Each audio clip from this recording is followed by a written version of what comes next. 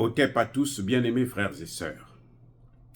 La dernière fois, je vous ai dit que le grand absent, autant pour moi, le grand absent du sommet de Kazan, c'était un homme, Félix Tshisekedi, président de la RDC. Parce qu'à cause de son absence, on n'a pas parlé de son pays. Parce qu'on parle de celui qui est là, qui cherche des solutions. On ne parle pas de celui qui est absent. Les absents ont toujours eu tort, les amis. C'est pour ça que j'avais intitulé cette vidéo. Ceux qui n'ont pas vu ça, ils peuvent aller regarder. J'ai dit le grand absent, c'est Tshisekedi. Tshisekedi va pleurer chez les Français, chez les Américains, les Occidentaux. Il est passé là sur LCI. Il croit que ça fait. LCI va changer quoi que. LCI, c'est une chaîne de menteurs, de grands, très grands manipulateurs. Et des vauriens d'ailleurs. Ce pas des journalistes. Ce pas des journalistes. C'est des criminels. LCI que vous voyez là. Il est passé, Tshisekedi a préféré passer chez LCI, encore raconter sa vie. Bref, donc, le plus grand absent, c'était lui. Mais le plus grand ignoré, celui qu'on a complètement oublié qu'il existe, c'est pas Tshisekedi, c'est Zelensky, c'est l'Ukraine. Ceux qui ont eu l'occasion de lire la déclaration de Kazan, il y a un seul pays qui a complètement été oublié, c'est l'Ukraine. Il y a une grande guerre qui a fait déjà près d'1 million de morts en Europe. Mais il y a un sommet. On parle de la Palestine. On demande une solution à 2 États. On le dit au secrétaire général. Lui, il est venu pour sauver, chercher à ce qu'on parle de l'Ukraine. Le secrétaire général a voulu parler de l'Ukraine. Mais il est venu après la déclaration de Kazan. Oui. La déclaration des BRICS, il n'y a pas le mot Ukraine. Ils ont donné un concept général. Ils ont tout simplement dit que, mais il faut, nous exigeons le règlement pacifique des conflits. De quel conflit ils parlaient? Vous croyez que c'est... Non, ils ont dit en général. Parce que là, en Ukraine, là, il y a la guerre. Ce sont les armes qui sont en train de parler. Donc, ils parlaient de qui? Ils parlaient de la Palestine. Ils parlaient du Liban. Pourquoi? Parce que le président de l'autorité palestinienne était là. Et oui, c'est ça le problème. Le président de l'autorité palestinienne était là. Donc ils ont dit, lui qui est là.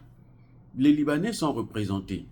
Quand il y a la Syrie qui est là, les Libanais sont là. Donc on demande de régler pacifiquement les conflits. Mais ils n'ont pas parlé du tout de l'Ukraine. Ni le Brésil, ni l'Inde, personne n'a parlé de l'Ukraine.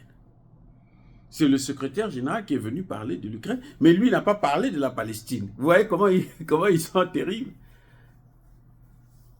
Donc, malgré le fait qu'ils disaient que non, il ne faut pas partir et tout, ils n'étaient pas contents, mais en fait, ils étaient contents qu'il aille pour aller soutenir l'Ukraine à Kazan. Mais ça n'a pas marché. On ne l'a même pas écouté du tout.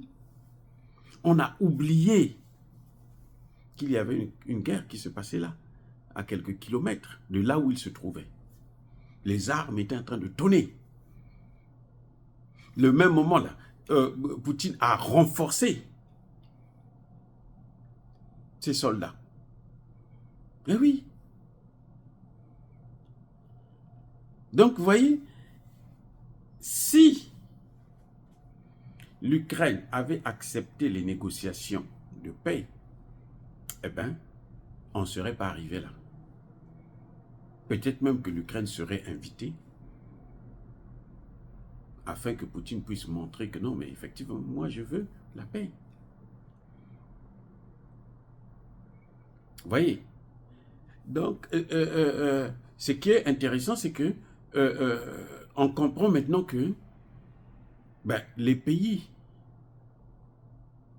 des BRICS n'ont rien à foutre de l'OTAN, du G7, du G20.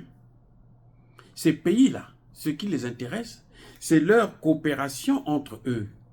C'est ça qui les intéresse et c'est sur ça seulement qu'ils s'appuient, qu'ils font, qu'ils mettent toutes leurs énergies. Et les pays qui ne s'intéressent pas à eux, comme par exemple Tshisekedi, qui fait la demande, mais il ne vient pas au moins soutenir sa candidature. Nous savons qu'il y a des pressions. Emmanuel Macron l'a dit au Cameroun, il dit qu'on fait toujours des pressions. Mais ce n'est pas parce qu'il y a des pressions que vous allez céder. Et c'est ça les relations internationales. Tshisekedi préfère aller recruter des Blancs qui viennent assurer sa sécurité, mais qu'il a aussi recruté des mêmes Blancs pour assurer la sécurité de la population. À Goma, partout. Lui, il est en sécurité et sa population n'est pas en sécurité. Vous voyez un peu comment c'est ridicule? Il fouille peut-être les pressions. Ok, d'accord, tu fouilles les pressions. Mais ce peuple-là, ils ne t'ont pas élu pour que tu puisses fuir les pressions. Ils t'ont élu pour que tu puisses assumer tes responsabilités. Que tu les protèges. Eux, chaque jour qui passe, le Rwanda envoie ses soldats. Les Wazalendo sont en train de les neutraliser. Beaucoup sont en train d'être neutralisés. Mais le Rwanda n'arrête pas. Parce que de toutes les façons, le Rwanda ne peut pas arrêter. Parce que s'il arrête, les Américains vont l'arrêter. Ouais, le problème, le Rwanda ne peut pas arrêter. S'il arrête, les Américains l'arrêtent. Donc il faut qu'il continue jusqu'au dernier. Vous voyez pas ce qu'ils sont en train de faire avec l'Ukraine? On a dit à l'Ukraine, maintenant tu dois réduire l'âge de la souscription dans l'armée à 18 ans. C'est pour terminer tout le monde. Voilà. Donc le sommet de Kazan a été vraiment un sommet concernant ceux qui s'intéressent à la souveraineté. Ceux qui veulent la souveraineté, ce sont ceux-là qui ont participé et qu'on a reçu. Soyez bénis, abondamment bénis par le Dieu de Kémit et par nos ancêtres angélisés.